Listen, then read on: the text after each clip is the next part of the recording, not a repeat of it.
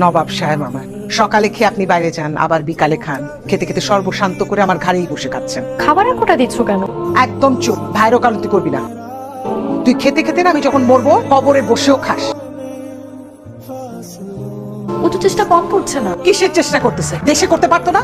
বিদেশে যাবে, টাকা পয়সা সব দিয়ে দিছি, কিচ্ছু নাই আমার হাতে। ও তো একদিন ইনকাম করবে, তখন তোমার যা দরকার তাই দিতে পারবে। জান্নাত 2 বছর হয়ে গেছে, একটা টাকাও ইনকাম করে নাই। তুমি তো আসলে অ্যাক্টিভ না। যখন যেটা বলবো সেই সময় সেটাই করতে হবে, তাইলে তাড়াতাড়ি ভিসা হয়ে যাবে। বুঝতে পারো নাই? ভাই আমি না সবকিছু বুঝতেছি, আমার আম্মা বুঝতেছে না। ওরে বাবারে, এত অধৈর্য হলে তো হবে না। এটা একটা প্রসেসিং এর ব্যাপার, এটা প্রসেসিং করে আগাইতে হবে। জি ভাই, আপনি একটু আগান। ঠিক আছে, দেখতেছি। তুমি ওই কিছু দিয়ে যাও, কাজ শুরু করে দিই। তোমারটা কিছু কি দিব ভাই বুঝিনি। টাকা দিবা, আর কি দিবা? টাকা লাগবে না?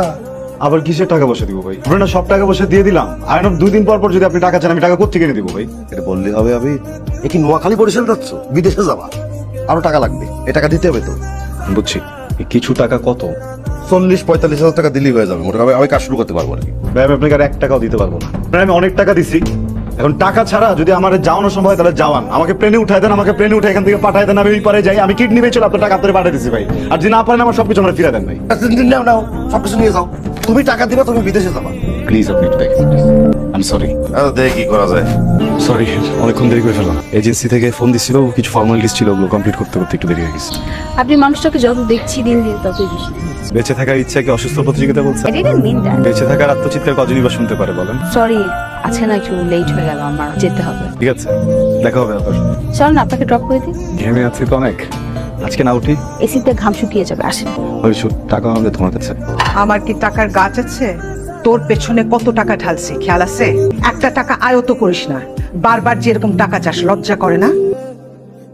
টনসিলের ব্যথাটা একটু বেড়ে গেছিল মা, সরি। মায়া বলেন তো আমি কেন বারবার আপনার সাথে দেখা করতে আসি? মায়ে পড়েছেন? না, সুখের নেশায়। খুব ভালো লাগছে শুনে। আপনাকে অনেক অনেক ধন্যবাদ। আমার এই বাজে মুহূর্তগুলোকে আপনি অনেক সুন্দর করে ফেলেছেন, আমাকে এত সময় দিচ্ছেন। আমি দিনগুলো কখনো ভুলবো না। এভাবে বলবেন না প্লিজ। তাহলে কি বলবো? আপনি অঝোর বৃষ্টির মাঝে এক মুঠো রক্তর। আপনি তাহলে রংধনুর 7 রং হয়ে যান। সেটা সম্ভব না। যার বুকে বিশ্ববিয়াস থাকে সে কিভাবে রংধনু সাঁতরানো হয়? বিসুবিয়াস নিয়ে মানুষ বাঁচে নাকি? আছে তো, আমার মতো মানুষও আছে।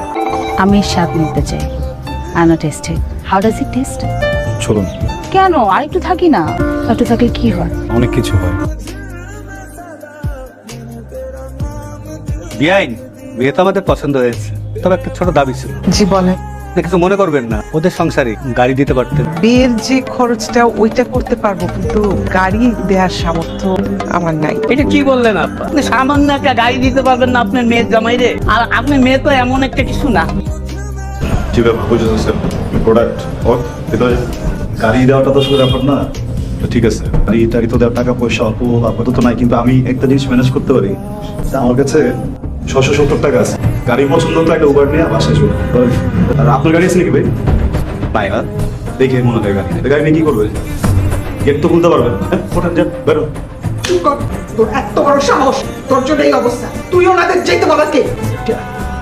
বেদব না মা, আমাদের ব্যবহারে আদব একটু কমে গেছিল, আমি মুখে বলতাম না। বেরোন, যান। ও একটা বিয়া তো। পিছনে আসবে কখন বলতো? 1টা বাজে। কেমন লাগে? মা, তোমার কিন্তু ভাইয়াকে বকাবকি করা ঠিক হয়নি। আমার ভাগ্যে যা আছে সেটাই তো হবে। আর তোমার উপরে রাগ করেই তো ভাইয়া বাসা থেকে বের হয়ে গেছে। তুমি যাও, শুয়ে পড়ো গিয়ে। আমি ভাইয়ের জন্য অপেক্ষা করছি। আসসালামু আলাইকুম। ওয়ালাইকুম আসসালাম। আমি মায়া। আমি আসলে এসেছিলাম আবিরের খোঁজ নেওয়ার জন্য। ও কোথায়, মানে বিদেশ চলে গেছে? না, বিদেশে যাওয়ার জন্য তো ওই দালালরে ওর বাবা মারা যাওয়ার পর যা টাকা পয়সা ছিল সব দিয়ে দিচ্ছে। কাজের কাজ তো কিছুই হয় না। এইগুলা নিয়ে বকাবাজি করছি, রাগ করে কয়েকদিন ধরে বাসায় আসে। আন্টি আপনি চিন্তা করবেন না। আচ্ছা আন্টি, ওই যে ব্রোকারের থ্রু আপনারা মানে কন্ট্যাক্ট করছিলেন বিদেশে যাওয়ার জন্য, ওই ব্রোকারের কন্ট্যাক্টটা কি পাওয়া যাবে একটু? আমি আবিরের ব্যাপারে কথা বলতে এসেছি। ওর বিদেশ যেতে আর কত টাকা লাগবে? আপাতত যদি 45,000 টাকা দিতে পারে। 60,000। 1 সপ্তাহের মধ্যে ওকে পাঠানোর ব্যবস্থা করতে হবে। আর যদি না হয় তাহলে কি হবে জানেন? হাজতে। আবার হাজতের কথা কেন বলতেছেন? হয়ে যাবে, হয়ে যাবে, বললাম তো হয়ে যাবে। আবিরের ভিসা হয়ে গেছে, এখন যে কোনো মুহূর্তে ও বিদেশে যেতে হবে। আবির, এই যে দেখ, তোর ভিসা হয়ে গেছে। আমি এত খুশি। আমি এই, তোর ভাইয়ার ভিসা হয়ে গেছে। সত্যি? আমি বিদেশ যেতে চাই না মা। সব সময় নিজের যেটা ভালো লাগে সেটাই করবি। বিদেশ যাইতে ইচ্ছা করছে, সব টাকা দিছি, এখন আবার যাবি না, এটা ঢং। তোর মতো স্বার্থপর আমি আমার জীবনে দেখি নাই। আমি দোয়া করি আমার শত্রুরা যেন তোর মতো ছেলে না। মা মা একটা গুড নিউজ আছে। আমারও আপনাকে একটা গুড নিউজ দেওয়ার আছে, আমার বিয়ে ঠিক হয়ে গেছে। আমি আজকে কার্ডটা আনতে পারি নাই, আপনি কি যেন একটা গুড নিউজ দেবেন বললেন? ভিসা হয়ে গেছে আমার। কংগ্রাচুলেশন। যাওয়ার প্রিপারেশনের কিছু কাজ টাজ বাকি, তাহলে যাই। আমারও অনেক কাজ, বিয়ের preparation and all. Okay, see you soon. Maya, তুমি ফুলের মতো। Thank you. হ্যালো মায়া, তোমাকে একটা জরুরি কথা বলার জন্য ফোন করছে। আমিরের তো ভিসা হয়ে গেছে, কিন্তু ও তো বিদেশ যেতে চায় না। আমার মনে হয় কারণটা তুমি নিশ্চয়ই বুঝতে পারতেছো আমি কি বলতে চাইছি। জি আন্টি, আপনি চিন্তা করবেন না।